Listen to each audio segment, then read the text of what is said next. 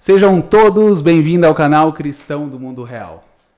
Hoje nós temos uma história muito emocionante, tenho certeza aí que o pessoal vai gostar bastante.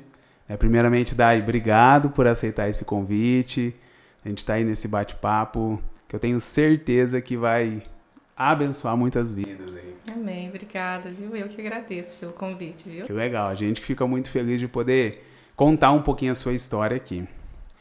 Dai, casada? Tô casada. Quanto tempo? Casada há 9 anos já. 9 anos. 9 anos. E hoje você frequenta qual igreja? Hoje eu frequento a Calvary. A Calvary. Calvary ali do pastor Diego. E você se converteu há quanto tempo? Então, minha conversão, ela... Não posso dizer, assim, uma data específica, porque, assim, eu comecei a ir à igreja, algumas igrejas, né?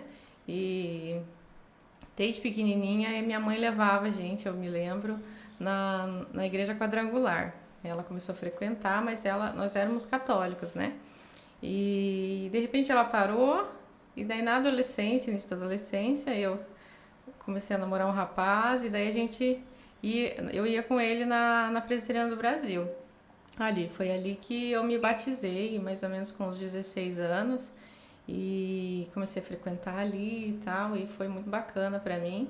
Ali é um batismo, acho que por aspersão, se eu não me engano, não sei como que fala. Lá do Brasil, né? E eu frequentei ali por um tempo, mas depois o relacionamento acabou, eu não fiquei muito confortável. Acabou a igreja também. E daí eu acabei começando a frequentar a Igreja Renovada, ali com o pastor Lauro. Que era a primeira presbiteriana renovada. Isso.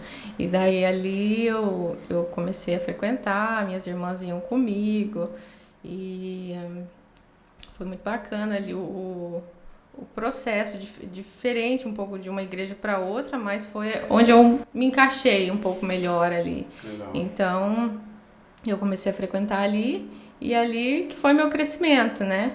E daí eu acabei fazendo uma confirmação de batismo, porque não que seja necessário, é algo simbólico, né? Assim, eu creio, né, dessa forma, mas quando eu conheci o meu esposo, daí quando ele se batizou, eu confirmei o batismo com ele também, daí nas águas mesmo. Que legal, bacana. Uhum. Você morava com seus pais? Morava. Na sua adolescência? Sim, sempre em Campo Mourão, sempre aqui na cidade, mas somos em 4 irmãs, né? Pai bravo, né?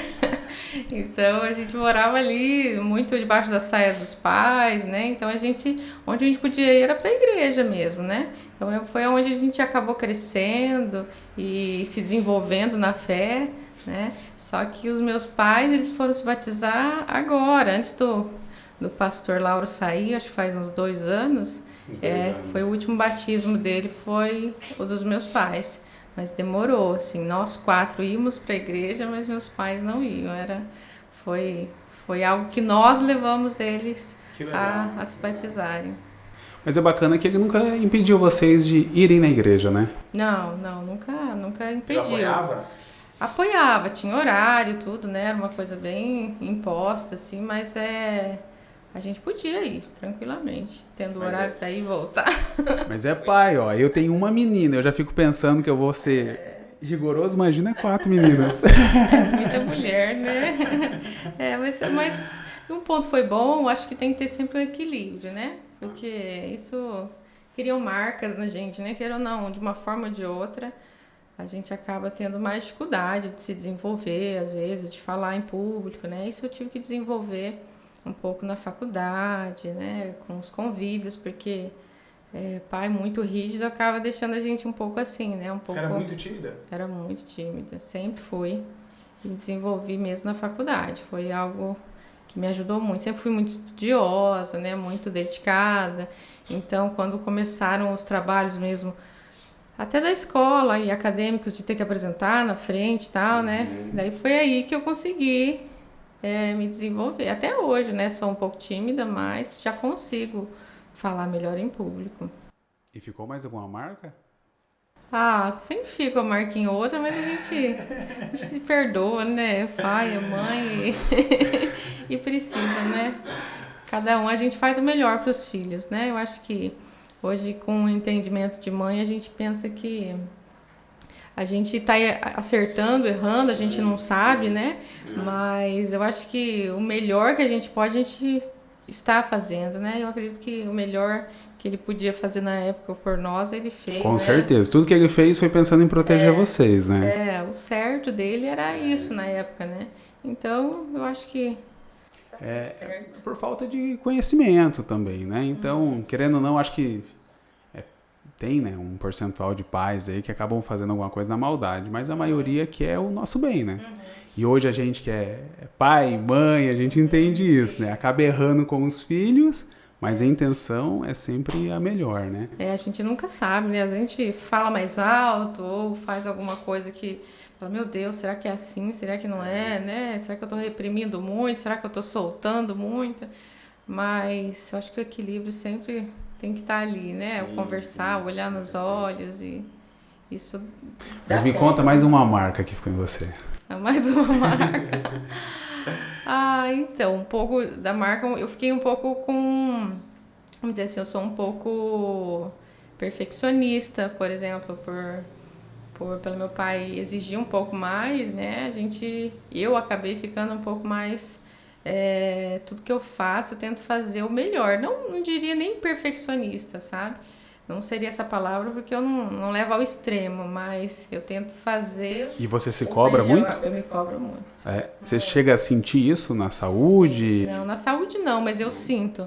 Tanto é que hoje eu tento separar a maternidade da vida profissional, assim, sabe? Eu não voltei a atuar ainda, porque eu quero me dedicar ainda para as minhas filhas. Eu faço uma coisa ou outra, mas eu tento me dedicar a elas, porque se eu ficar pegando muita coisa para fazer do trabalho, eu acabo me cobrando muito o que eu não estou fazendo na maternidade. Então eu tento ter eu acho assim, daqui a pouco elas vão estar com 6, 7 anos, já vão estar se virando bem, e daí eu consigo voltar com tudo. Acho que para tudo tem o seu tempo, né? Sim, com eu lembro muito daquela palavra, e para tudo tem o tempo na vida da gente, e eu creio muito nisso, sabe? Qual que é a tua formação? Eu fiz tecnologia de alimentos, minha primeira faculdade ali na UTF, depois eu fiz nutrição. Olha, que legal. E aí você chegou a exercer ou não? Sim, eu exerci. Eu saí da faculdade já fiz a segunda faculdade um pouco mais madura, vamos dizer assim, né? Então consegui aproveitar melhor os conteúdos. Então eu já consegui focar no que eu gostava. Saí atendendo em clínica também, mais pouco, né? Era algo meio esporádico, mas eu entrei na parte de UAN, que a gente fala, Unidade de Alimentação e Nutrição. Né? Eu fiz estágio um bom tempo no SESC, né? Consegui uma experiência muito boa nessa área, né? Cuidava lá do restaurante, do SESC, e depois, logo depois eu fui para o SENAC, né? Eu consegui passar ali na prova e comecei a trabalhar no SENAC. Trabalhei na JBS também uma fase, mas ali no SENAC foi meu último trabalho antes de ter filhos, né? E daí também cuidava ali da parte toda de alimentação ali do SENAC, responsável técnica. E seu esposo, você conheceu na igreja? Não conheci na igreja. Foi fora da igreja? Foi fora da igreja. Você que levou ele para Deus? Foi eu que levei para Deus. São poucos casos, né? A gente normalmente, os pastores, né, instruem a gente que é muito raro acontecer isso, né? A gente se envolver com alguém de fora e conseguir trazer, né? É o tal do julgo desigual que eles falam, né? Mas no meu caso foi algo que eu fui dosando muito com cautela ali, vendo. Eu conheci ele trabalhava na Pernambucanas, nas lojas Pernambucanas, era um dos gerentes ali, né, supervisores. E um dia, o primeiro contato que eu tive com ele estava com um menino assim, pequenininho, e eu vi ele passando a mão na cabeça do menino, todo mostrando aquele menino com tanto amor assim para as funcionárias, e eu estava na fila para pagar uma conta. E eu achei tão bonito da parte dele, assim, o pai, parecia um pai, né? Eu achei que era pai, né? Tão carinhoso, né? E não era o pai, né? Não era o pai, não. Ele era o tio. Era o sobrinho dele, o Lucas. E eu achei tão bonito aquele gesto, e era algo que eu já estava um pouco calejada, vamos dizer assim, de relacionamentos. E eu achei tão bonito. E aí ficou aquele rapaz que estava cuidando bem do filho dele. E depois, numa outra vez que eu fui lá, eu fui ver onde que estava o rapaz, né? E ele estava ali e tal, no eletro, que ele cuidava dessa parte. E daí até fui eu que tomei um pouco da iniciativa, olhei para ele, ele até olhava, eu lembro dos dias, ele olhou para trás para a geladeira achando que era a geladeira, será que ela tá querendo comprar? Não, era eu mesmo. E a gente começou a trocar olhares ali, mas eu achava que ele era casado, sabe assim. Tentei ter muita moderação nisso, porque apesar de não ter aliança, eu falei, mas vai que é casado, tem o filho, né? Não sei, eu falei, tem que ter muito cuidado com isso, né? E daí pra sanar essa dúvida, né? Porque eu falei, eu não posso ficar olhando para homem casado, né? E daí eu peguei, uma amiga minha conseguiu o telefone dele na lista telefônica ainda da época. Nossa! E eu tentei ligar para ver, mas era um número que não tinha mais. Então eu falei, e agora, né? Como que eu vou saber, né? E daí eu liguei na loja, liguei na Pernambucanas e falei com uma das funcionárias. Falei, eu queria... maior conversa, né? Falei, eu queria saber eu precisava do telefone da esposa do gerente, aí eu queria falar com ela, tal, perdi o contato. Daí a moça falou, mas qual, né? Era o Silvio na época, né? O Silvio. Eu falei, não, com cabelo mais baixinho, tal, assim. Ela falou assim, não, esse é o Marcelo. Não, o Marcelo não é casado. Tô tão rojando aí, né? Eu falei, nossa, eu acho que me confundi, então. E daí, né, desliguei o telefone e logo depois essa amiga, a Gislaine, que estava sempre comigo, né, da faculdade, ela conseguiu o Orkut dele, né, que na época era o Orkut. Nesse momento você ia na igreja? Nesse momento eu ia na igreja, eu ia na igreja. E daí eu consegui o Orkut dele e logo ele já tinha lá me adicionado e a gente já começou a conversar por lá, né? Mas esse início de conversa aí não deu muito certo porque ele tinha tirado férias e eu também estava para tirar férias. Daí ele já tinha ido para Curitiba e eu estava indo para o Rio Grande do Sul. E daí a gente ficou mais ou menos um mês conversando por telefone. Nossa, eram conversas assim, começavam às 7 horas da noite e acabavam de madrugada. Era muito tempo de conversa mesmo e a gente conseguiu se conhecer, conversar bastante. E porque era algo que eu queria também, algo mais saudável, mais tranquilo, sabe? E uma das coisas que eu já falei de início, falei, então, eu sou evangélica, né? E ele falou assim, você não deixa eu ir na sua igreja junto com você? Eu queria muito, né? Olha. E daí foi uma das primeiras coisas que a gente fez, foi na igreja, quando a gente se encontrou. E daí ele começou a conhecer a palavra também, ficou muito encantado, e logo ele já quis batizar. E daí a gente marcou o batismo dele e eu já quis daí confirmar o meu batismo, né? Pra batizar junto, pra ter um marco assim dos dois. E foi muito, muito bacana. Que bênção, hein? É diferente, né? Porque tem muita gente que a pessoa não vai na igreja, eu não vou nem chegar perto, não vou nem conversar. Eu acho que tem que ter uma cautela, né? Você tem que medir e observar a pessoa, né? Observar para ver se dá indícios a isso e ter muito oração, né? Esse início aí precisa ter... Você chegou a orar na época ou não? Sim, eu orei. Eu já estava orando por uma pessoa, né? E quando eu conheci ele, parece que já era. Na verdade, eu já senti no meu coração que ele não era casado, né? Que aquele poderia ser um filho de um relacionamento anterior, de repente, né? Mas eu orei a Deus, pedi muito se fosse para ser ele, né? Que fosse leve, que fosse tranquilo e que eu tivesse essa direção de Deus que ele iria na igreja comigo. Que bacana. E esse tempo de você conhecer e ele se batizar deu quanto tempo, mais ou menos? Não foi muito tempo, foi mais ou menos um ano. Assim, demorou um pouquinho mais porque ele queria aprender um pouco antes de batizar. Legal. E tinha as épocas corretas, né, para batismo, mas demorou um pouquinho por isso só. E ele é bem dedicado, assim, nas coisas, né? Ele é muito dedicado, trabalha bastante e tudo que ele pega para fazer também ele tenta fazer com excelência. Que benção. É muito legal. E ele é um homem muito abençoado, assim, não posso reclamar de nada, sabe? Uma pessoa muito parceira, uma pessoa que me ouve, uma pessoa que eu não preciso esconder nada da minha vida para ele. Ele sabe de tudo. Então, ele não me julga, ele não me condena, nem eu condeno ele. Então, é um relacionamento leve. Eu acho que isso que é o amor real, né? Isso é importante no casamento, né? Até para a sobrevivência do casamento, né? Sim. Tem horas que não é fácil, lógico, né? A gente não vive um conto de fadas. Mas a gente precisa ter essa troca, né? Porque senão o casamento não vive, né? E aí vocês casaram quanto tempo depois? A gente casou... A gente se conheceu em 2010, final de 2010, nos casamos em 2013.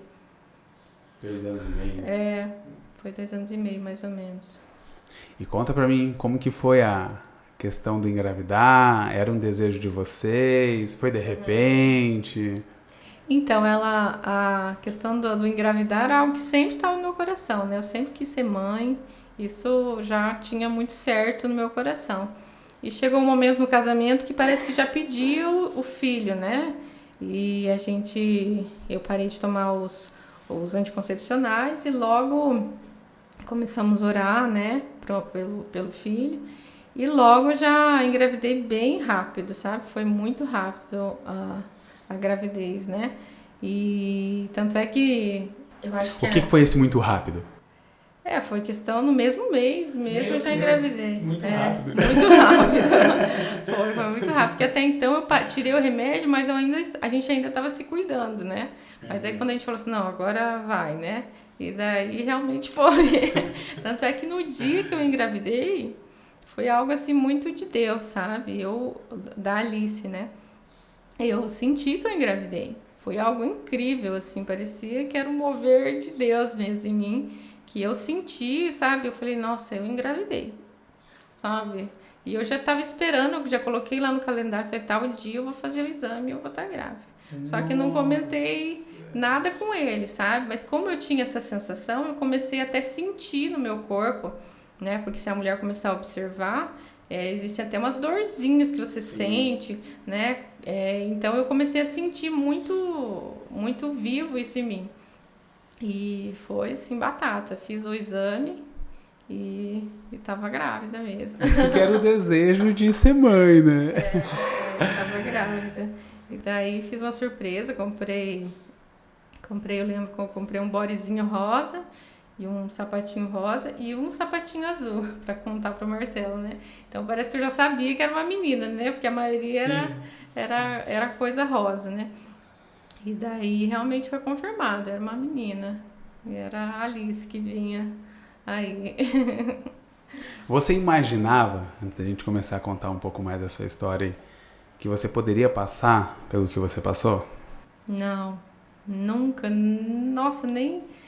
Porque assim, a gente sempre tem aquela concepção que não acontece com a gente, né? Sim. A gente vê lá o fulano passando por algum problema, a gente vê alguém, nossa, que dó, né? Que a gente sente piedade, a gente ora, mas a gente não tem aquela...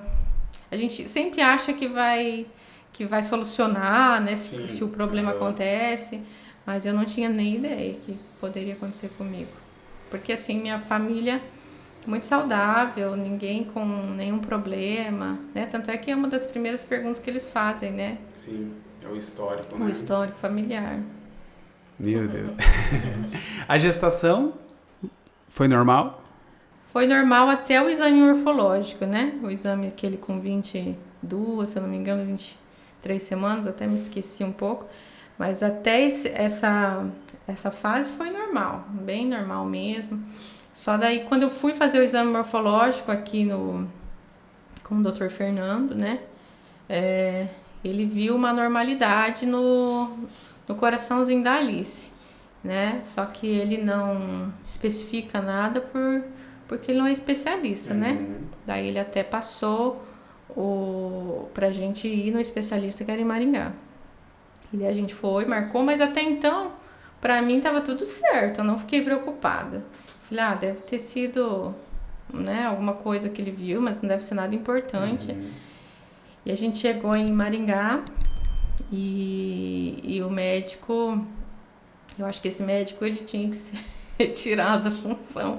Eu até ouvi que o do Nick também foi o mesmo médico, e ele, né, foi muito duro com as palavras, tanto com ele quanto comigo, sabe? E ele falou pra mim, assim, que não era um problema só no coração, eram 4 problemas no coração que ela tinha, e que ela não tinha chance de vida, que era algo impossível dela sobreviver.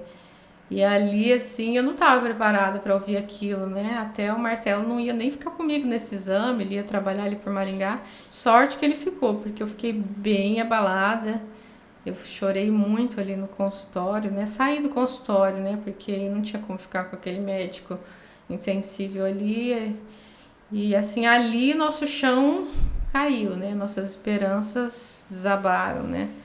E a partir daí eu voltei, né, para a cidade, para cá, para Campo Mourão, e eu comecei a conversar com alguns amigos, e uma amiga me indicou uma amiga em comum, que era a Débora. A Camila me indicou a Débora, que teve uma filha cardiopata também, com problema no coração.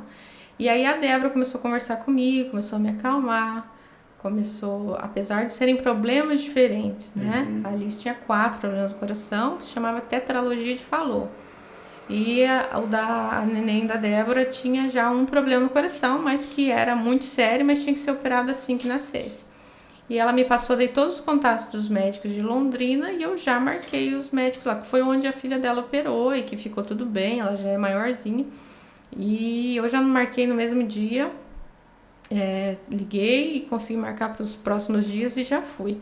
E lá foi outra recepção, né? O Dr. Walter Júnior, que é o doutor cirurgião, né, o médico cirurgião cardíaco que nos atendeu, falou assim, não, vários casos a gente já pegou com tetralogia de Fallot, tem que ver a lógica, a anatomia disso, se a anatomia é boa, regular ou ruim, tudo isso depende, né, a cirurgia dela, se ela vai fazer no início, quando nasceu, depois, depende muito de como essa anatomia mas é cirúrgico. E as crianças normalmente vão bem, né?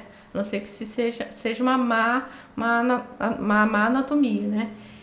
E aquilo me encheu de esperança o coração, né? E daí ele pediu outro exame, parecido com esse que eu fiz em Maringá.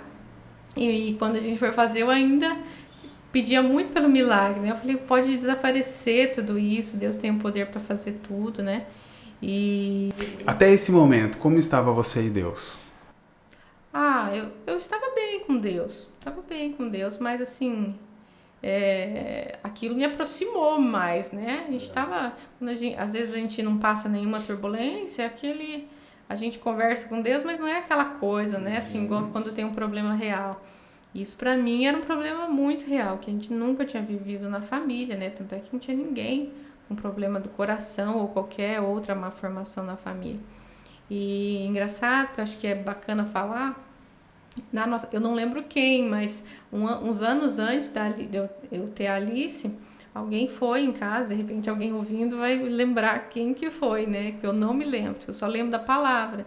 Uma pessoa foi nos visitar e orou por nós, por mim e pelo Marcelo, e deixou a palavra de Deus a palavra que agora eu não vou lembrar, porque eu não estava nem preparada para falar isso, mas Deus cuida da entrada e da saída, né? Desde agora e para sempre, aquela palavra de Deus. E não vou lembrar agora inteiro, mas ele falou assim que a gente ia passar por um problema muito sério na família, mas que Deus ia dar vitória. Só lembro disso, né? E eu gravei, né, essa palavra bem de forma, né, não gravei de forma para ficar encucando na cabeça. Eu falei assim, tá bom, né? Daí a gente ficou até pensando, mas será que vai acontecer? Alguém vai morrer, né? Será que algum problema de saúde com os nossos pais? A gente ficou assim nos dias, mas depois a gente esqueceu. Sim. E quando eu engravidei da Alice e soube do problema, eu lembrei dessa pessoa, que eu nem lembro quem, e da palavra. E eu falei assim, Deus tá guardando. Deus tá guardando a entrada e a saída dela. Então, tá tudo certo. E aquilo foi me deixando com fé, né? Com fé de que ia dar tudo certo. E ali a gente começou a acompanhar a gravidez, né? de forma mais incisiva. E nisso né? vocês estavam morando aqui em Campo Mourão? Aqui em Campo Mourão. Tinha que ir várias vezes? A gente ia para Londrina, o pré-natal foi todo lá. Aqui eu fazia ainda acompanhamento com a doutora Carolina, mas só para ter um médico aqui mesmo, né? Mas eu acompanhava tudo lá. A gente ia várias vezes por mês lá para Londrina, né? A gente deixou tudo organizado para ter o parto lá em Londrina, né? Porque precisava de um local especializado. E durante a gravidez, o que eu tive só de sintoma foi que eu tinha muito líquido amniótico. A maioria das mulheres tem pouco, né? Que até tem que tirar. Eu tinha muito, tanto é que eu parecia que eu tinha gravidez gemelar, de tão barriguda que eu fiquei. Era linda a minha barriga. E eu tinha que fazer, para que a Alice não nascesse prematura, eu tinha que fazer a tal das pulsões, que era retirar o líquido amniótico da minha barriga, que era terrível, né? Eu fiz várias vezes, uma agulha imensa, que o médico vai enfiando na sua barriga assim, sabe? Você vai sentindo, furando todas as camadas, e chega lá no útero e ele tira o líquido amniótico, tirava 1,5 litro cada vez. Nossa, tirava assim, bastante. Muito, e era dolorido e outra, a gente tinha que torcer para ela não se virar Era na o que? hora. Era de 15 dias? Era mais ou menos isso. E era assim, cada procedimento eu achava que eu não ia aguentar, de tão dolorido que era. Porque por mais que tinha uma anestesia local aqui por cima, dentro das camadas você sentia perfurando, né? Você faz isso só por um filho mesmo, né? E daí eu tinha, pra você ter noção, normalmente nessa fase da gravidez, 800 ml a 1 litro uma mulher normal tem. Eu tinha 4 litros. Tinha muito líquido, então por isso que eu precisava tirar para que não estourasse a bolsa. Então nem sei como que essa bolsa não estourou, né? Antes. Daí a Alice, ela nasceu de 36 semanas, eu consegui segurar ela até 36 semanas. Foi bem até, né? Foi bem. Foi um dia que a gente estava, porque o médico pediu para que a gente ficasse 1 mês antes em Londrina, né? Para que quando nascesse a gente estivesse lá. Então, a gente organizou, eu lembro o dia, a gente estava para viajar no dia posterior, e a gente organizou todas as malas na cama, já estava tudo organizado pra gente sair de manhãzinha. E eu fui tomar banho, meu marido também foi. Quando eu saí do banho para me secar, né, eu ergui o pé para secar o pé, e eu escutei o barulho, né? E era a bolsa que rompeu. E daí, como tinha muito líquido, eu senti, né, água quente nas minhas pernas mesmo. E foi aquela loucura, né, porque ela não podia nascer aqui em Campo Mourão. Podia, Você ganhou, né? aqui então em Campo Mourão? Eu tive que daí sair correndo pra lá, né? Nossa! Então ela estourou a bolsa aqui. Foi aquela loucura, porque eu falei, e agora? Vou pra Santa Casa? Coloco no carro e vamos pra Londrina?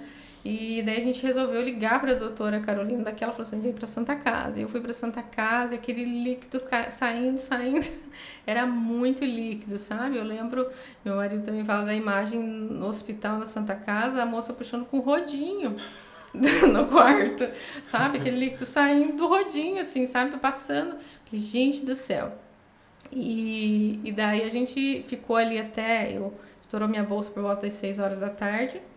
Eu fiquei ali até mais ou menos umas 11 horas da noite. 10h30, 11 horas da noite na Santa Casa, porque é muito burocrático para liberar. Ah, não, vai vir avião para te buscar, não vai vir, vai ser ambulância. Aí a gente ficou nessa espera e não foi legal o que a gente fez, né? Tanto é que o doutor de Londrina falou, você devia ter colocado ela no carro e ter ido. Já estaria no hospital, já. Daí a ambulância chegou, a gente foi. E assim, ainda pegou aquele contorno norte que era cheio de paralelepípedo, não sei, meu Deus, aquilo lá eu já tava com contração.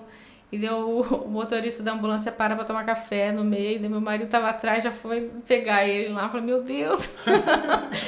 Eu com dor, porque assim, uma coisa para as mulheres que ainda não têm filho, eu me lembro muito bem que quando sai o líquido, você sente o bebê. Não é uma sensação boa. Né? Porque você sente o bebê ali sem líquido, ou seja, você toca na sua barriga, tá pegando no bebê e tá junto com você ali nos seus ossos. É algo dolorido mesmo, sabe?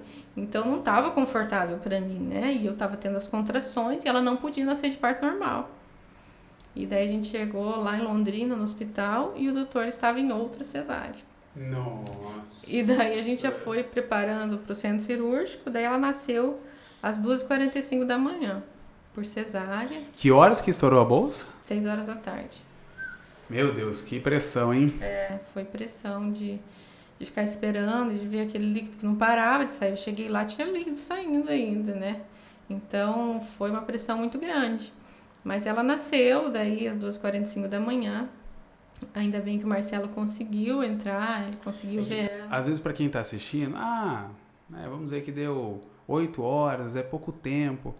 Mas a gente tem que considerar a situação dela, né? Não poder nascer no parto normal. E isso é de repente, né? Isso é de repente. É de repente, não é tipo assim, agora, daqui a pouco, vai dar 2 horas, vai nascer parto normal. Não. Não, eu já tinha dilatação, eu já tava... Tava pronta já para nascer no parto normal. E ela não podia, né? Porque ela podia se esforçar muito, a gente não sabia como ela iria nascer, né? E aí você pega aí a questão do transporte, que mexia muito, e isso estimula, querendo ou não, a criança a querer. E a maca, para quem já entrou em uma ambulância, é terrível, aquele negócio duro, né? Desconfortável, né? E você quer grávida, você quer se mexer, você quer, né? Você não quer ficar lá deitada, né? E você tem que ficar deitada, né? E é longe, né? Que são quase 3 horas, né? De viagem. E daí ela nasceu lá em Londrina. Ela chorou, nasceu rosadinha, que a gente fala, né? Não nasceu cianótica, né? Que normalmente os cardiopatas, eles nascem cianóticos, que eles falam, né? Roxinhos, né? Até a tetralogia, a gente falou que ela nasceu, os 4 problemas do coração, chama bebê azul. É chamado bebê azul, porque eles nascem azulzinhos mesmo, né? E a Alice, não, ela nasceu rosadinha, nasceu bem. Ela, dentro da cardiopatia, nasceu muito bem, sabe? Só que daí ela chorou, tudo normal, mas daí ela, quando passam aquele tubo, não sei, para desobstruir as vias, né? O dela não passou. Então, eles viram que tinha outro problema ali, né? E daí que a gente descobriu que ela tinha também atresia de esôfago, que é uma falta de conexão do esôfago. Nossa. E daí, sim, ela foi para UTI por isso, porque se não fosse por isso, ela poderia ter sido, vamos dizer assim, um bebê normal no nascimento, assim, poderia ter se amamentado, tudo, né? Mas não, por ela atresia de esôfago, ela foi direto para UTI. E ali ela já foi entubada, já ficou, né? E no outro dia a médica foi nos explicar, algo cirúrgico mesmo, porque é uma falta de conexão do esôfago, né? Como se fosse essa parte, o esôfago é como se fosse um tubo, né? Essa parte de cima do esôfago era conectada à traqueia e a parte de baixo era fechada. Então tinha que desconectar da traqueia e unir, né? E ela precisava fazer essa cirurgia logo para poder se alimentar. E daí no 3º dia, mais ou menos, de vida, ela fez a primeira cirurgia dela. Ela nasceu com 2.830, nasceu até com peso bom, pela cardiopatia dela. Mas daí ela fez a cirurgia e correu tudo bem, até dentro do normal, né? Não era nada esperado, né? Era algo que nos abalou um pouco, porque a gente estava esperando a cardiopatia só, mas vem com outra malformação, a gente estava até esperando que poderia ter outra malformação, né? E quando tem, por exemplo, 3 malformações, já é uma síndrome. Então a gente já estava um pouco angustiado, né? A gente não estava preparado para viver tudo isso, né? E o Marcelo ficou com ela na UTI, eu fiquei lá no quarto, sozinha, esperando notícia, então foi muito angustiante, né? Todo esse processo. Você ficou quanto tempo no quarto depois? Eu fiquei o normal, né? De mãe, 3 dias, né? E daí ela continuou lá e eu continuei visitando ela. Ela ficou no total dessa cirurgia 18 dias, porque do coração ela nasceu bem, então ela poderia aguardar a cirurgia. A anatomia dela do coração era mediana, não era boa, mas também não era ruim, então podia aguardar. E daí com 18 dias ela veio para casa. Mas veio com um corte imenso nas costas, assim, do qual a gente tinha que tirar esse curativo todos os dias. E limpar, e cheio de ponto, né? E não foi fácil, né? Em vez de dar um banho ele gostoso, a gente tinha que mexer naquilo, né? Mas eu, né? Porque meu marido teve que continuar trabalhando, né? Porque não dava para parar. Sim. E daí ela ficou bem alguns dias em casa. e logo ela teve uma crise de cianose. A gente achou que ela ficou um pouquinho roxinha e eu mandei a foto pro doutor de Londrina. Ele pediu um exame, que do qual, para eu me deslocar para lá, ia ficar muito ruim, né? E eu acabei fazendo aqui em Campo Mourão, com outro cardiologista aqui da cidade. E ele fez, e ele falou que estava tudo bem, que não tinha nada e que não precisava, porque ela ficar roxinha era indicativo da cirurgia cardíaca, dessa primeira, né? Que é o Blaylock que eles fazem.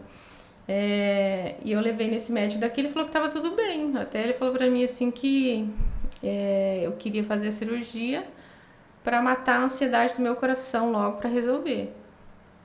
E eu fiquei muito chateada, na verdade. E daí eu peguei o exame, mandei pro Dr. Walter lá de Londrina, ele falou assim, não, isso era uma quarta-feira que eu me lembro. Sexta-feira pode vir que ela vai internar para fazer a cirurgia. Ou seja, prognósticos totalmente diferentes. Então, ainda bem que eu acertei com os médicos, sabe? Sim. Lógico que a gente entende na soberania de Deus, que Deus tem propósitos acima de tudo.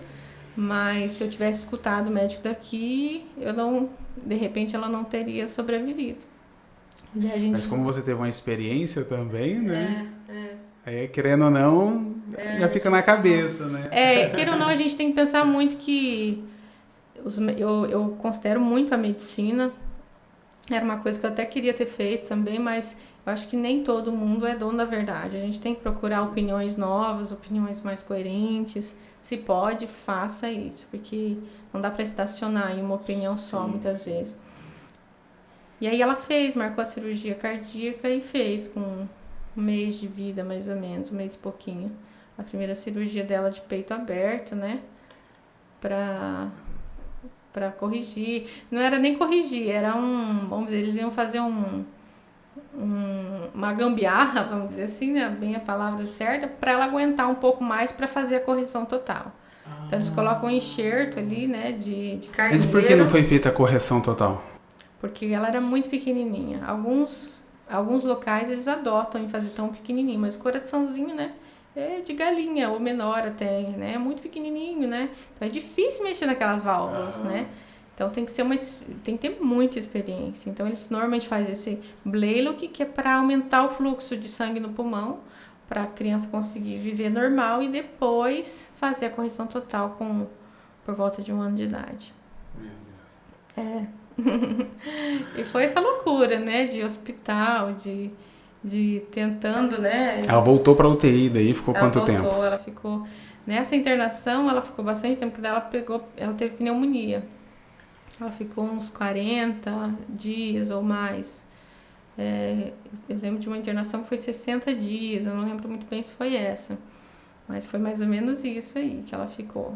Porque daí a cirurgia cardíaca, ela abre porta para infecções, ela abre, né? Então, e eu tentava ali dormir com ela todos os dias, cuidar, né? Eu tinha essa insegurança ainda de deixar ela. Eu só deixava ela mesmo quando eu confiava em alguma enfermeira. Porque existem muitos profissionais excelentes, mas existem alguns que eu percebi que não estavam muito aí. Então eu tive esse cuidado, né? O risco dela era muito alto, né? Muito alto. E o médico te preparou em relação a isso?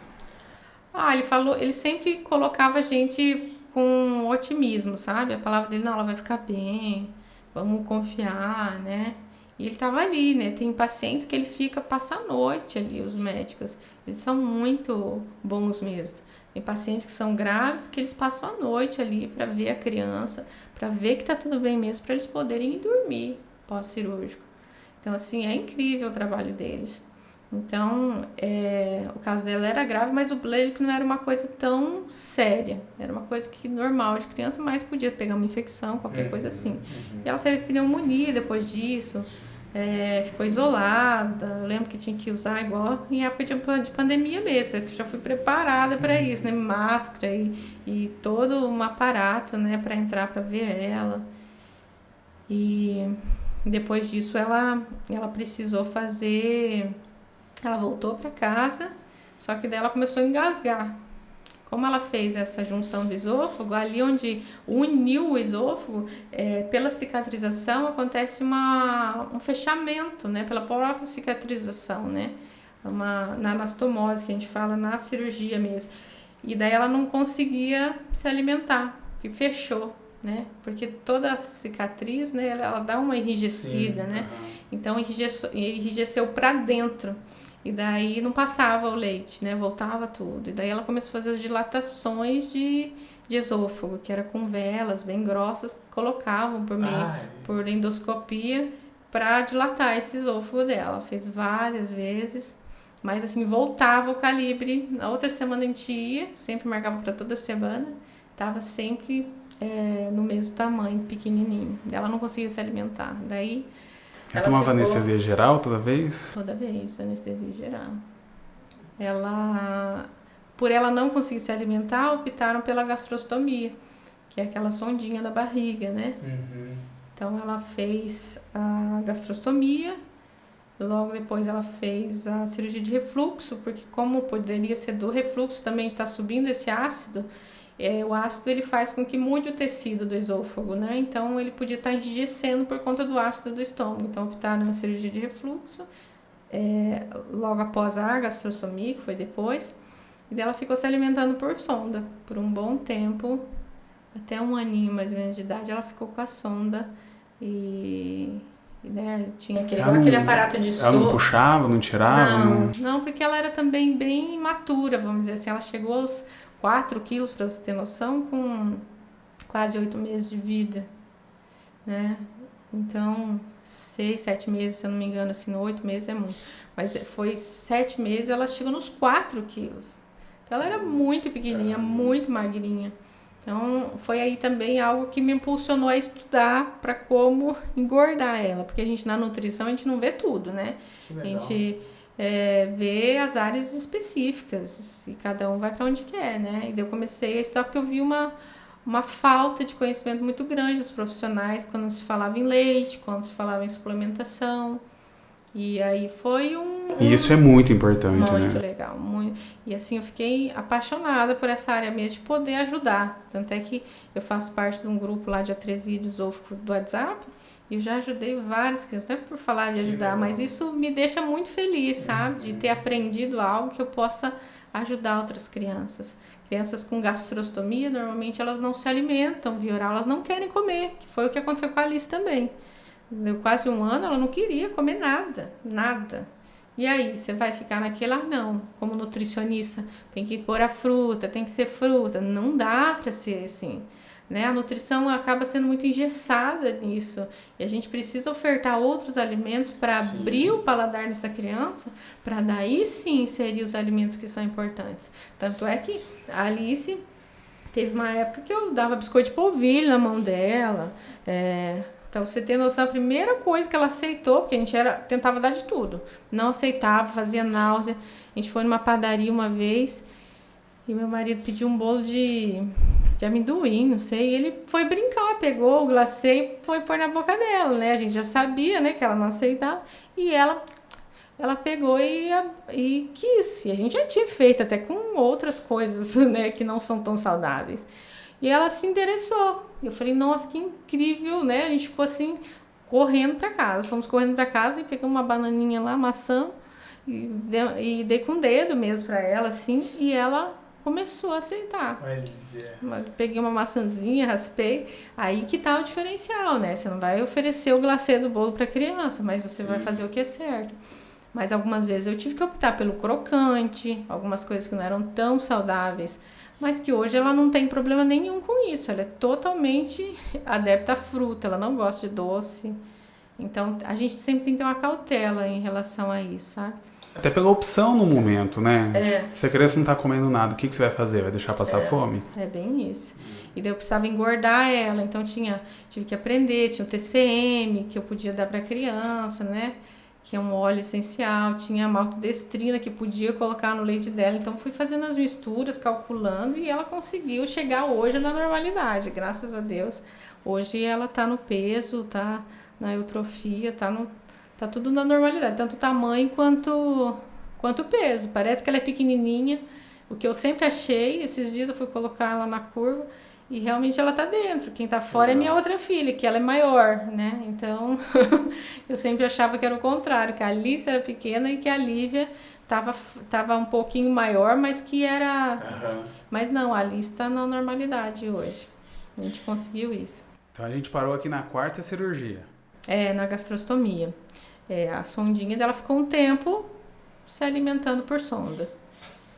Foi bem difícil para mim, né? Porque, eu queria amamentar, né? Eu até tentei em algumas fases antes disso, né? Dar o seio para ela mamou um pouquinho, mas eu sempre retornava esse leite. Era muito triste, ela passava muito mal com esse retorno também. E você conseguiu ter leite para isso? Consegui. Eu consegui, eu tirava leite, mesmo um pouquinho eu consegui manter até 1 ano de idade. Porque eu fazia esse estímulo também. Quando ela estava recebendo na sonda, eu tirava um pouquinho do leite e colocava na chupeta.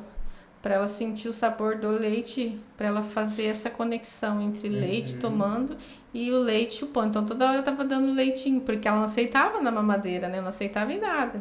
Então eu ficava dando leite do materno para ela na chupeta.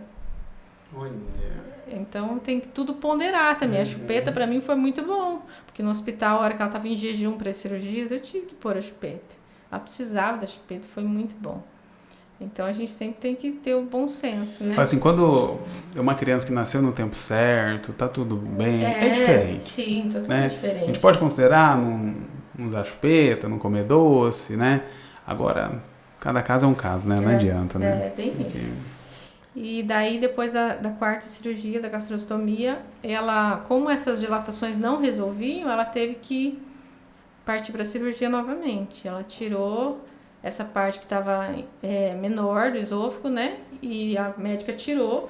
E a médica colocou a possibilidade que talvez ela teria que fazer um procedimento chamado esofagostomia, que é pegar essa parte do esôfago de cima e grudar ele aqui na parte de fora, e a saliva ia sair toda aqui, ela ia ter que andar com lencinho até ela criar uma maturidade e daí fazer reconstrução com parte do intestino do esôfago. Por quê? Porque podia tirar essa parte que estava menor e podia não unir o esôfago, não podia ficar esticado, e isso não podia acontecer. Então a gente ficou muito tenso com esse buraco que ia ficar aqui no pescoço dela. Mas aí, graças a Deus, o esôfago dela estava crescido, outro milagre de Deus, estava grande. E ela conseguiu tirar essa parte que estava com estenose e juntar novamente com tranquilidade. E foi isso, essa cirurgia. 5ª cirurgia. Foi bem difícil, porque daí a gente até teve que mudar de hospital. Porque o Hospital do Coraçãozinho de Londrina, ele só aceitava coração, a Unimed. E daí quando falou de esôfago, como ela nasceu com problema de esôfago, ela conseguiu operar lá. Mas para as próximas cirurgias, a gente teve que ir em outro hospital que não era, vamos dizer, tão bom assim. Teve mais cirurgia? Teve mais cirurgias. Meu Deus. E esse hospital, por exemplo, não deixava eu ficar com ela. E eu cuidava muito com isso, porque ela já estava maiorzinha, né? E eu não queria causar trauma nela, eu tinha muito esse cuidado. Tem hospitais que deixam a gente visitar só, né? Então tinha o horário das 11 e tinha o horário das 4. Mas isso na minha cabeça não entrava. Uma mãe tem que ficar longe de um filho, né? E causa mais traumas. Isso porque ela estava na UTI. Isso porque ela estava na UTI. Mas assim, é lei, né? A gente pode ficar com o filho abaixo de 18 anos e acima de 60 pode ter um acompanhante. Só que tem, lógico, existem espaços que não comportam acompanhantes, né? Só que daí eu lutei por isso, né? Eu falei, então tá bom, se eu não posso ficar, eu só quero isso escrito pra mim que eu não posso ficar. E daí deixaram ficar, né? Porque como é lei, eu posso ficar. E foi muito bom pra eu ficar com ela, sabe? Isso criou não um vínculo, assim, falar assim, ela é super vinculada a mim. Não, a Alice é super tranquila, mas eu pude olhar mais de perto muitas coisas e cuidados que eram necessários naquele hospital. E depois, deixa eu até me perder nas cirurgias. E depois da cirurgia dessa que ela consertou, né? Deixa eu te perguntar uma coisa. A gente parou aí na 5ª cirurgia, quando mudou de hospital, né? Como que foi a igreja, né? As pessoas da igreja em relação a tudo isso que você passou? Então, nessa época a gente estava na primeira renovada. E foi incrível, né? O pastor Lauro sempre presente, sempre indo até lá. Ele ficava muito abalado quando ele entrava na UTI, sabe? Ele falava, meu Deus, eu lembro dele. E pra mim, eu não entendia isso como algo ruim, né? Porque é difícil para quem não tem essa visão. Ela nasceu nisso, então foi isso que eu aprendi de ter filho, né? Ele achava que realmente a Alice era um milagre mesmo, sabe? Vendo ela no estado que estava, sempre com um monte de aparelhos, né? E os irmãos da igreja, né? Nossa, eu não vou citar nomes que eu posso esquecer de alguém, mas financeiramente a gente foi suprido. Tanto é que quando a gente foi para Londrina para ter ela, eles fizeram uma vaquinha pra gente se suprir, porque a gente não podia alugar casa, a gente não sabia quanto tempo ia ficar, a gente ficava em hotel.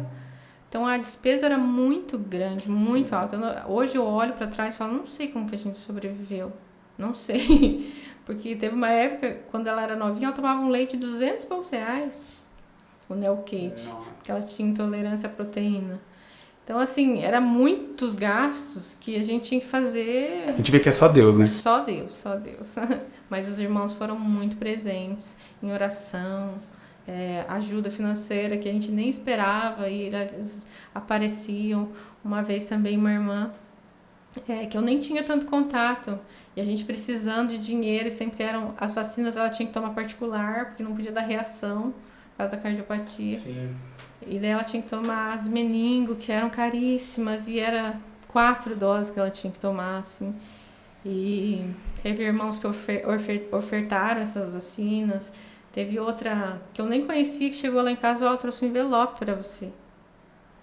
E tinha dinheiro no envelope, e um dinheiro bem bacana, sabe? Hoje eu tenho amizade, a Cíntia, vou falar o nome dela porque ela merece todo reconhecimento, né? A Cíntia e o Cirineu, eles chegaram lá e deram, e eu nem conhecia eles. Ela falou assim, não, Deus falou com a gente e a gente tá aqui trazendo.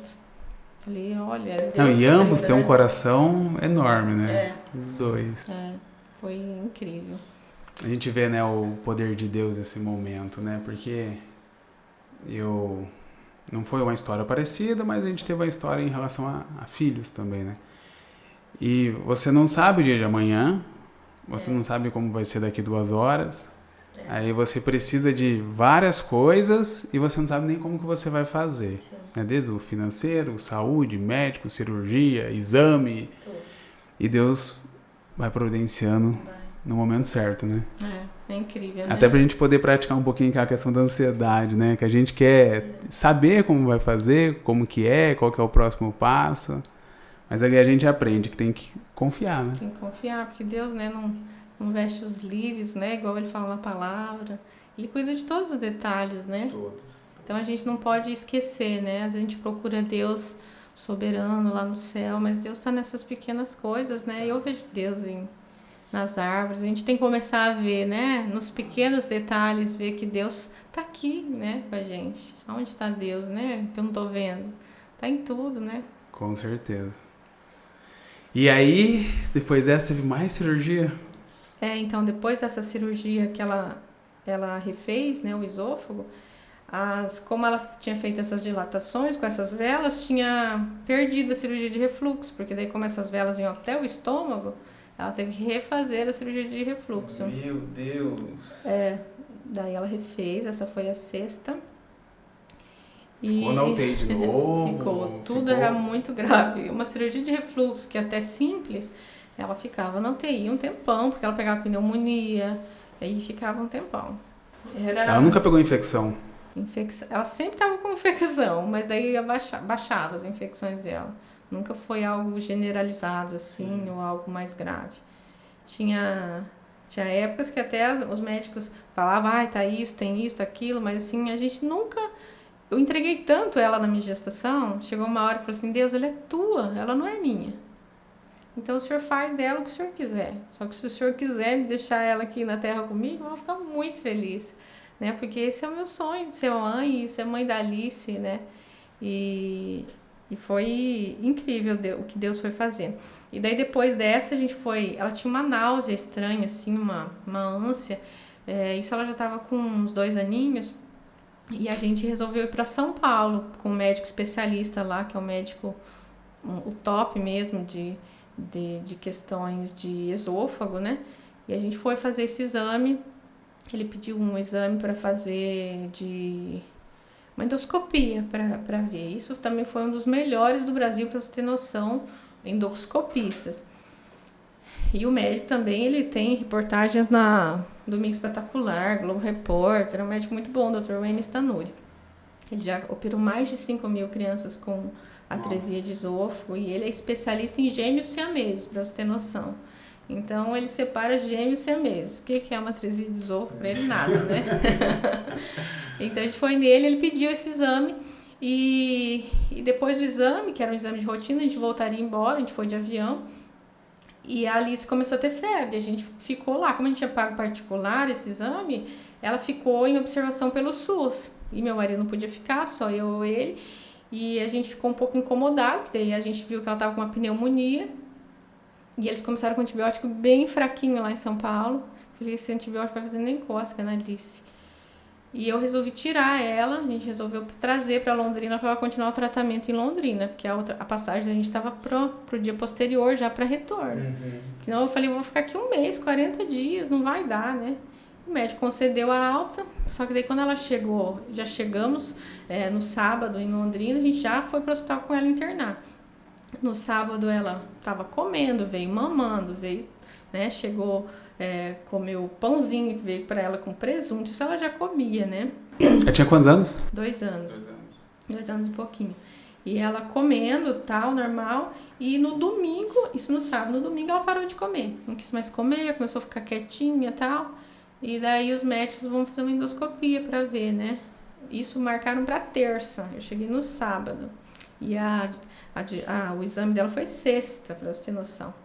Então, na terça que fizeram o exame dela, o endoscopista falou que o esôfago dela estava perfurado. Que perfuraram o esôfago dela lá em São Paulo. Que ela não podia ter pego avião por causa da altitude. Que esse alimento estava tudo parado ali. Por causa das outras cirurgias, criou tipo uma barreira. Onde esse alimento, esse leite, ficou todo ali segurado. Porque se não tivesse essa barreira, tinha dado sepse, infecção generalizada. Tinha ido tudo para a caixa torácica. Dela ela tinha morrido. E ficou segurando. Tinha presunto ali, tinha tudo que tinha vazado. Ele limpou, ele falou assim, a gente fez o que pôde, a gente limpou. Mas o estado dela é muito grave. E ela vai ter que partir agora para fazer uma gastrostomia de novo. E ela já comia via oral e vai ter que ficar sem comer pelo menos aí para uns 90 dias. Você pensa. E daí essa hora, acho que foi o único momento que eu não aguentei. Eu peguei e desmaiei. Acho que foi o único momento, porque os médicos vinham me falando, você não quer um remedinho? Você não quer... Não, tô bem, tô tranquila, tô bem. Eu sempre tava bem, sabe? Mas esse dia eu desmaiei, daí foi acudindo ela, que tava saindo do centro cirúrgico, eu que tava caída. E eu não aguentei o baque dela ter que usar sonda de novo e começar todo o processo de novo. E como que eu ia explicar para ela, que já falava, já entendia, como que eu não ia dar água para minha filha? Sabe? Era muito difícil, porque tinha que esperar cicatrizar. E isso ainda, para acabar, em São Paulo, quando a gente estava, ligaram, porque ela já ia fazer a correção total do coração. Ela conseguiu segurar mais tempo, porque ela estava bem. Então, ligaram, porque ela estava na fila de doadores para válvula. Ela precisava de uma válvula humana. E em São Paulo me ligaram falando que tinham conseguido a válvula dela, que chegou a vez dela. E, ou seja, ela não ia poder fazer a cirurgia cardíaca, ela não ia conseguir internar, porque ela estava em estado grave. Ou seja, ela foi de novo para a fila. Né? E uma coisa que ela já estava precisando, né? Sim. E foi muito difícil pra gente. A gente ficou lá no hospital um tempo, esperou cicatrizar, foi para casa com ela, né? Isso eu já tinha, esqueci de falar, a Lívia, né? Com 1 ano de... Quando a Alice tinha 1 aninho, eu engravidei de novo, né? Foi algo não sei se existe isso, mas eu acho que sim, sem querer, né? E nesse tumulto, foi uma namorada lá, uma piscada que a gente deu, e foi nessa que a Lívia veio, ela era pra vir mesmo. E quando eu descobri que estava grávida, eu falei, meu Deus, não é possível que eu tô grávida, não é possível, né? Nem não tô. E eu fazia exames de sangue e dava negativo. Eu fiz 3 exames de sangue para dar positivo. E os exames de farmácia dava positivo. E eu meio enjoada, falei, eu tô grávida, não acredito. A Alice vai passar por cirurgia, como que eu vou fazer? Grávida, comecei a ficar meio paranoica, sabe? E realmente estava grávida da Lívia. E nessa época que a Alice estava no hospital e precisou, né, ficar sem alimentação, a Lívia estava em introdução alimentar. E ela foi para casa. Ou seja, eu tinha que introduzir, mudei tudo para lavanderia. A Lívia ia lá com a cadeirinha dela, minha mãe me ajudou e dava a comidinha dela escondida da Alice a princípio. Mas eu explicava para Alice que ela não podia. Sempre fui muito verdadeira com ela. Falei, Alice, você tá com um buraquinho no esôfago, furou, e agora tem que esperar cicatrizar. E ela falava, tá bom, mamãe, tá bom. Ela entendia, assim, ela é de uma maturidade que você não tem noção. Ela entendia, ela só pedia água. Era o que ela não entendia muito, era a falta da água. E é difícil não dar água para um filho. Filho, você não pode, tal. Meu Deus. Chegou alguns dias assim que dela começou a entender. Ela entendeu e daí eu já pude trazer a Lívia para dentro para comer. E ela dava comida para a Lívia. Ela dava mamadeira para a Lívia. Ela dava água para a Lívia. O copo eu podia deixar aqui, o copo. Ela não pegava. Não, Alice não pode. Alice não pode, ela falava. Alice, Jesus vai curar. Ela falava, Jesus vai curar o meu esôfago. E daí toda noite ela fazia oração. Tem até vidinhos dela. Papai do céu, que eu volte a comer, que eu quero comer o pão, o mamar e a água. Ela falava assim, o pão, mamar e a água. Ela pedia todo dia, assim, para Deus. E ela ora até hoje, assim, ela é uma criança muito iluminada. Nossa, muito iluminada. E foi muito legal essa disciplina dela com a Lívia. E ela é assim com a Lívia até hoje. Ela cuida da Lívia, ela busca na salinha da Lívia. Ela traz a Lívia para mim, ela cuida, como minha irmã mais velha. Ela parece que tem, sei lá quantos anos. Ela fala que é minha velhinha, porque ela é muito madura, sabe? E ela ficou esse tempo sem se alimentar. E daí, quando ela pôde se alimentar, já estava na hora da cirurgia cardíaca. Então, daí a gente conseguiu o doador de novo e ela fez a cirurgia cardíaca. Se internou e fez essa cirurgia de grande porte, né? Que daí corrigiria os 4 problemas do coração. A criança, na verdade, o médico, eles tiram o sangue da criança, né? Ela fica passando por uma máquina para não esfriar esse sangue. A criança fica morta lá. Eles mexem no coração, corrigem, volta esse sangue pro corpo e a criança tem que voltar. Entendeu? Esse coração tem que voltar a bater. E ela e voltou, né? Ela fez a cirurgia, foi tudo bem. Só que esse sangue pode vir contaminado, né? Então ela teve muita febre depois dessa cirurgia pós-cardíaca, né? Muita febre, porque daí como fica numa máquina, até o corpo regularizar foi bem difícil. Foram 30 dias de UTI, na verdade, que normalmente é 7. A maioria das crianças é bem pouquinho. Por essa idade elas vão se recuperar mais rápido. Mas daí depois dessa cirurgia descobriram que ela estava com uma fístula. Um buraquinho no esôfago, que não era da perfuração, era um buraquinho, possivelmente o buraquinho que ficava ligado o esôfago à traqueia, que daí uniu o esôfago à traqueia, ficou aquele buraco. Ou seja, a intubação dela não estava fazendo efeito, estava como se fosse uma bexiga furada. E essa saturação dela começava a cair,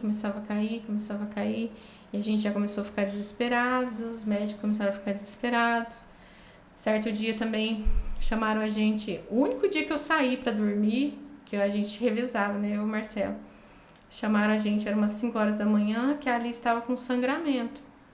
O médico vivia falando, não coloca gás debaixo da gastrostomia. As enfermeiras subiam a gastrostomia e colocavam um rolo, assim.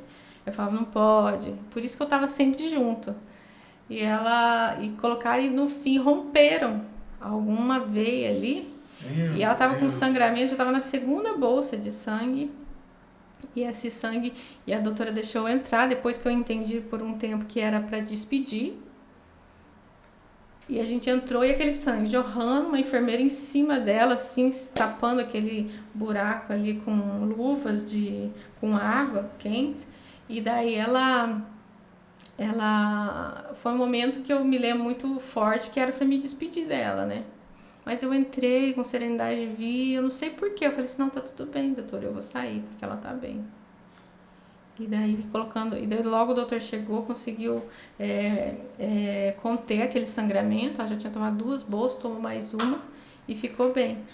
E daí desse buraquinho do esôfago, que é outra questão, ela ia precisar ficar sem comer também para operar. Ia ter que sair do hospital e ia ter que ficar sem se alimentar. E daí a cirurgiã do esôfago queria operar ali mesmo. Durante, o doutor do coração falou que era muito perigoso. Eu vi que tava tudo muito incerto. Falei, não, ela vai ficar bem. Quando ela sair daqui, eu vou ver o que é melhor para ela. E graças a Deus, ela conseguiu sair do tubo com muito esforço mesmo, porque como tava uma bexiga furada, foi só Deus que colocou a mão sobre ela, sabe? E daí a gente conseguiu tirá-la do tubo, e a gente teve um discernimento que a gente devia levar para São Paulo para ela operar, porque daí era algo que teria que operar também, teria que fechar esse buraquinho para resolver. E os médicos de Londrina, eles falaram para mim que eles fizeram até o exame para ela sair do hospital e tava como fechado. Ele falou assim, não, fechado pode dar via oral. Eu falei, não tá fechado. A médica ainda teimou comigo, não tá fechado. A gente fez o exame, eu falei, não, porque se ela tinha marcas no pulmão toda hora, quando a gente ia fazer um raio-x, tava lá uma marquinha. Eu falei, ela tá broncoaspirando. Se ela tá broncoaspirando, é porque ela tinha essa fístula aí e que ela foi entubada e que isso abriu. Eu falei assim, daí eu pedi até um exame para fazer, ela não quis me dar. Consegui com outra médica o videodeglutograma e eu fiz o videodeglutograma batata, apareceu a fístula lá. Tava lá mesmo, se eu tivesse dado via oral, de repente ela tinha broncoaspirado de novo. E foi aí que a gente foi para São Paulo e foi a última cirurgia dela, a gente operou lá com esse médico, o Dr. Wayne Stanuri, de novo, apesar de ter perfurado o esôfago lá com o endoscopista, a gente teve o discernimento que lá seria o melhor lugar para resolver. E foi a melhor coisa que eu fiz. Não desconsiderando os médicos de Londrina de maneira alguma, porque eles foram ótimos, tentaram fazer o melhor por ela, né, dentro da experiência deles.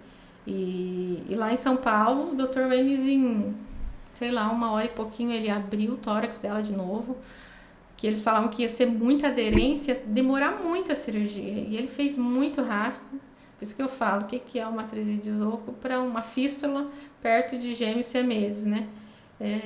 E ela voltou do centro cirúrgico estubada, sem tuba, pela primeira vez. No outro dia ela já estava se alimentando via oral, já estava sentadinha comendo, tudo amassadinha, né? Mas estava comendo, já estava agradecendo ali, tem vídeos dela fazendo oração e agradecendo. E dali pra cá... Isso ela já estava com quantos anos? Ela estava com 2 anos e 8, mais ou menos. Dali pra lá, acabou o nosso problema. Fechou o buraco, vamos dizer assim, né? Eu fico até mais aliviado, porque eu achei que nem para essa cirurgia. Já tava mais, Foram 9 cirurgias de... Nossa, foi uma luta, assim, né? Porque daí eu tinha a Lívia também, né? Que já tava ali. Sorte que minha mãe me ajudou com ela, porque eu precisava dar atenção pra ela, né? Mas deu tudo certo. Depois que ela fechou esse buraquinho, ela não teve mais pneumonia, ela não teve mais nada. Ela se alimenta hoje normalmente, né? A gente tem um pouco de cautela ainda, mas ela não, nem acompanhamento ela fez mais, porque o esôfago dela tá bom, né? E o coração dela, possivelmente ela tenha que fazer, como ela fez muito novinha essa correção, ela tenha que colocar porque o doutor colocou uma válvula humana de um adolescente, mas ele pegou um folículo do meio, que era menorzinho pro tamanho dela. Então, possivelmente, quando ela cresça, vai ter que colocar uma inteira. Então, possivelmente, aí, quando ela estiver no início da adolescência, ela tenha que refazer essa cirurgia para colocar essa válvula. E no mais, é isso, é agradecer. E no mais, ela tinha 2 anos e 8 meses, foi feito 9 cirurgias. Você sabe o tempo total que ela ficou em UTI ou não? Não sei o tempo total, mas naquele caderno não sei se a gente compra um caderno de diário do bebê, né? Lá eu tenho anotado todos os dias e as cirurgias, os procedimentos que ela fez. Eu queria deixar tudo muito registrado para ela ver depois, sabe? E uma coisa muito legal de enfatizar é que eu nunca escondi nada dela, sabe? Até para cirurgia do coração, eu falei, Alice, amanhã a gente vai ir, a gente vai fazer cirurgia no coração, o doutor vai abrir, vai fazer, vai mexer, mas vai dar tudo certo, não precisa ter medo, a mamãe não vai estar lá, mas Jesus vai estar com você. E isso de não esconder, de não querer mascarar as coisas, fez dela uma criança muito forte. Hoje ela quer ver cirurgia na internet, sabe? Às vezes ela quer ver, eu tenho que dar uma segurada, sabe? Ela quer ver como que é o coração por dentro. Ela quer perguntar pros médicos, sabe? Ela pega um coração de galinha e ela fala, ai mãe, essa veia aqui que mexeu. Olha só! Ela gosta, ela é curiosa, assim, sabe? E ela é muito forte e não criou nela uma criança reprimida, ela vai com qualquer um, ela é desligada de mim, né? Então, eu acho que foi muito bom eu ter feito isso nela. Mas para cada procedimento desse, a gente tentava fazer algo bom com ela. Não era só a cirurgia, era um passeio no shopping, quando a gente saía, era algo no parquinho. A gente tentava não fazer daquele momento só o ruim, a gente tentava sempre fazer um momento bom e não criou traumas. Ontem mesmo ela tomou vacina, foi lá, tomou, pôs o braço, não chorou, tchau. Então, muitas vezes, ela supera a expectativa. Gerou uma depressão em você? Não. Não. Olha, eu não sei como, viu? Mas eu tinha tanta confiança que ela ia ficar bem, que eu também não tinha nem tempo, né? De pensar em mim, de pensar em depressão, né? Então eu tinha que viver por ela e daí engravidei de novo, né? Mas hoje elas são super parceiras. Eu falo, se não tivesse a Lívia, a Alice de repente ia ser mais dengosa, mais manhosa. E a Lívia veio para somar mesmo na nossa casa.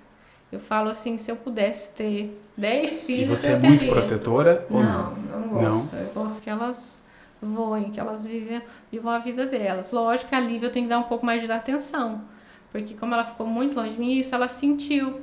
Então ela é mais assim, tudo é com a mamãe, tudo com a mamãe. Eu tenho que ir soltando ela devagar, para ela não traumatizar, né? Porque ela ficou muito com a minha mãe, né? Mas no mais, eu deixo elas viverem, que eu quero que elas sigam a vida delas e não quero viver cuidando. E outra coisa que eu não posso deixar de falar é que eu não acho, tem gente que fala, mas a Alice, né? Tem muita gente que fala, mas a doentinha, já falaram assim, qual que é a doentinha, né? Né? Assim, não existe doentinha. Eu acho assim que para Deus o controle da vida delas é igual.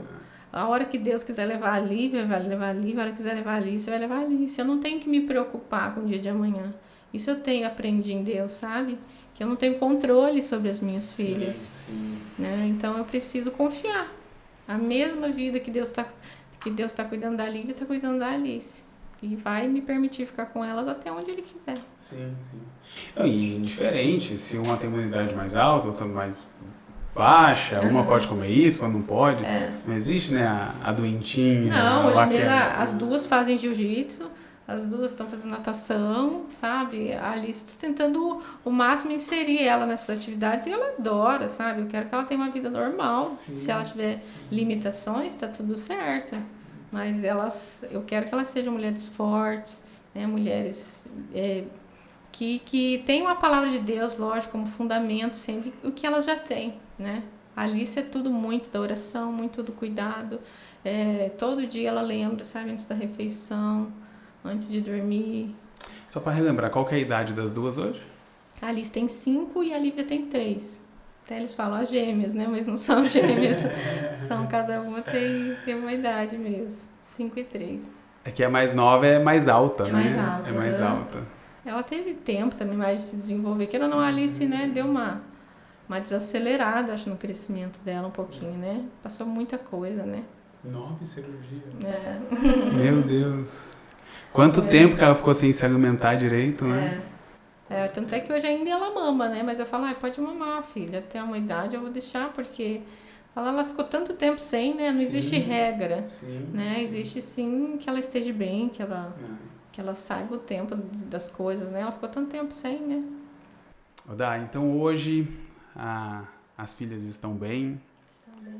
O casamento está bem. Está bem, graças a Deus. Vocês estão na Calvary Camp, né? Isso. Aqui em Campo Mourão, do pastor Diego.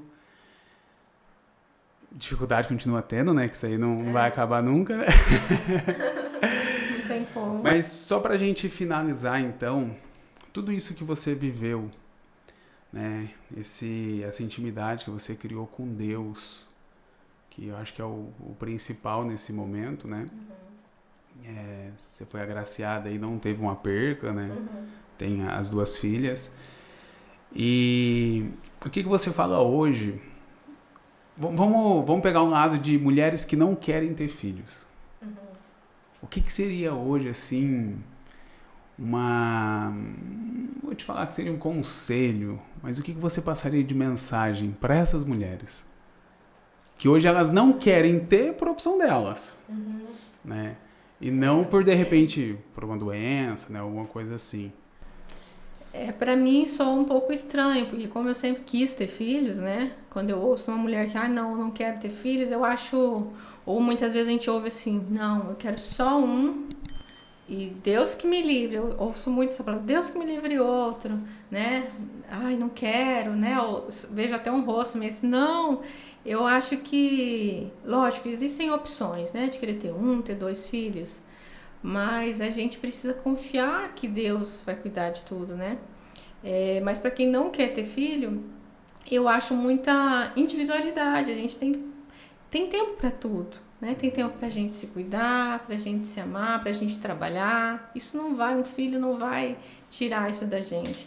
Eu acabo pensando muito como um individualismo isso, né? Pensar muito, mas como que eu vou sair, como que eu vou trabalhar se eu tiver o filho? Eu tô pensando em mim, na minha carreira. Gente, um filho é bênção. Vocês não têm noção, sabe? Dá trabalho? Dá trabalho. Mas, gente, o que não dá trabalho hoje?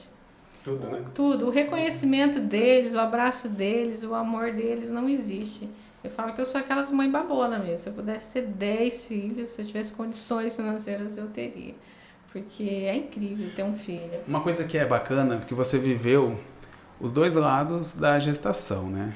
Para quem, né, teve aí o imprevisto em relação à saúde do filho e para o filho que nasceu, né, no tempo certo, né, gestação normal.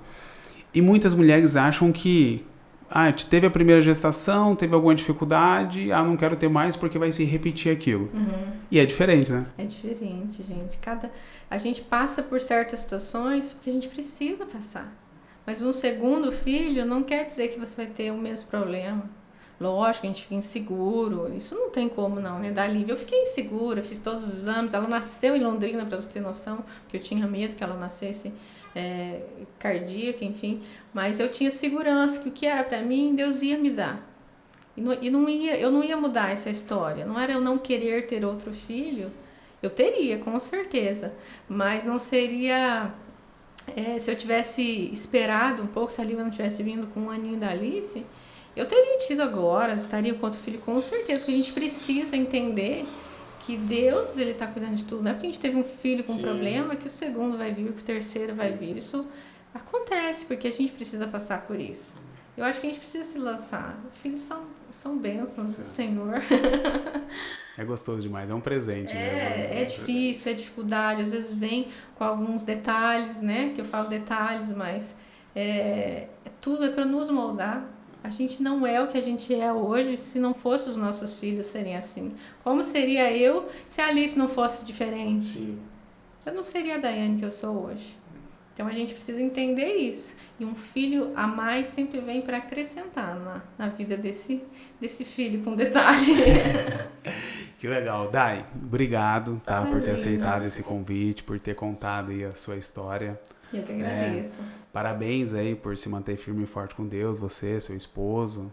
Né? Não é fácil nesse momento, muitas barreiras. Aqui você fez o resumo do resumo do resumo. Né? A gente até se perde às vezes, porque foram muitos episódios, né? Mas muitas situações, muitas coisas que acontecem, né?